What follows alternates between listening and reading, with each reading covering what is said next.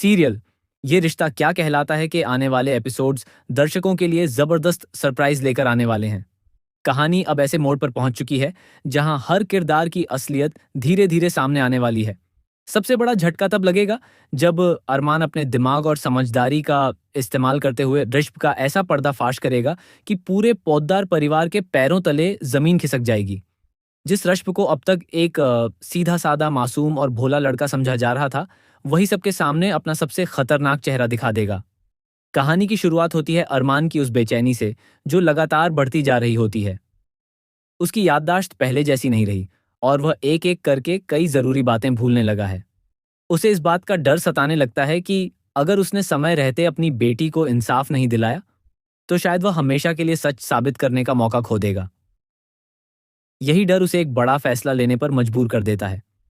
अरमान मुक्ति से मिलता है और दोनों मिलकर ऋषभ को रंगे हाथों पकड़ने का प्लान बनाते हैं। लेकिन उन्हें एहसास होता है कि इस मिशन को सफल बनाने के लिए अभीरा का साथ बहुत जरूरी है। शुरुआत में अभीरा इस प्लान का हिस्सा बनने से साफ इनकार कर देती है। उसे लगता है कि बिना ठोस सबूत किसी पर आरोप लगाना गलत होगा। लेकिन जब अरमान उसे पूरी सच्चाई बताता है और अपनी बेटी के लिए इंसाफ की बात करता है, तब अभीरा का दिल पिघल जाता है और वह उसका साथ देने के लिए तैयार हो जाती है।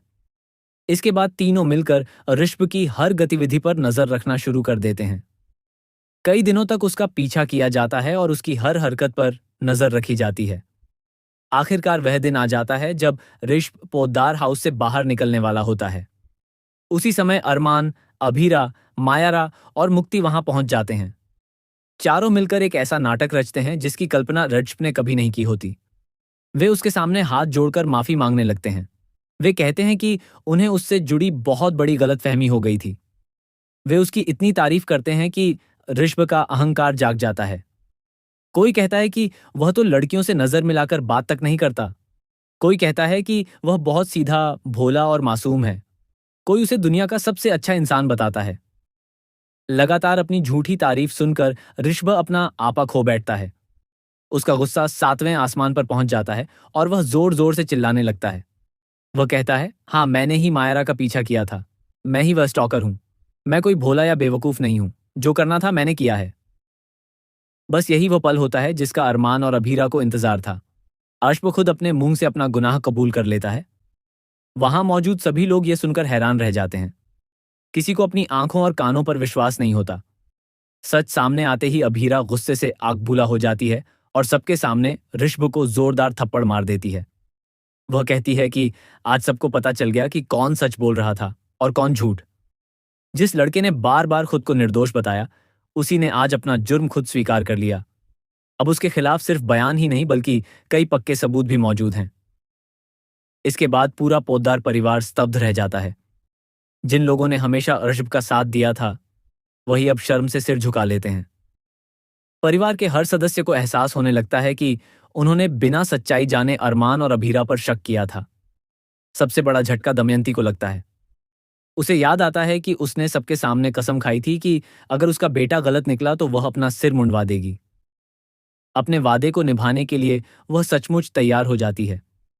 पूरा परिवार उसे रोकने की कोशिश करता है, लेकिन दमयंती अपने फैसले पर अड़ी रहती है। जैसे ही वह अपना सिर मुंडवाने के लिए आगे बढ़ती है, तभी अरमान और अभीरा उसके सामने आ जाते हैं।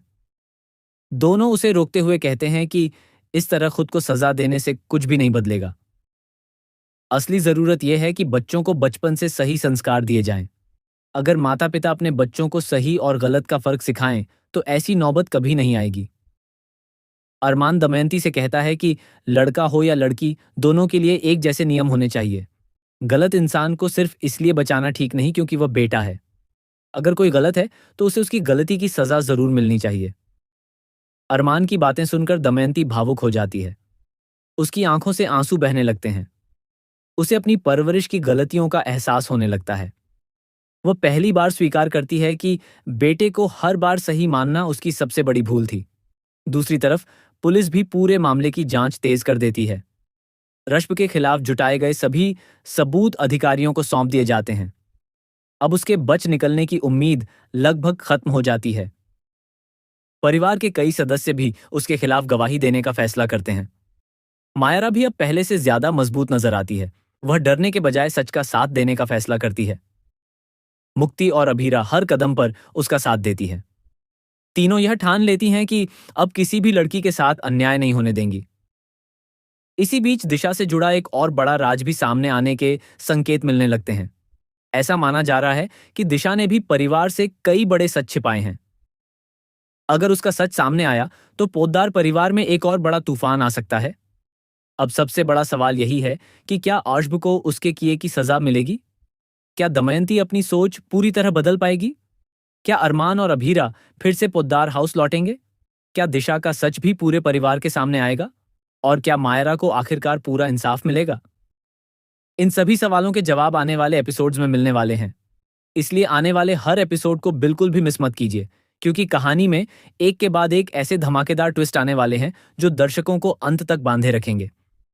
अगर आपको यह अपडेट पसंद आई हो तो इसे अपने दोस्तों के साथ शेयर करें, अपनी राय कमेंट में ज़रूर बताएं और ऐसे ही टीवी सीरियल्स की लेटेस्ट और सबसे तेज़ अपडेट्स पाने के लिए हमारे चैनल को सब्सक्राइब करना बिल्कुल न भूलें।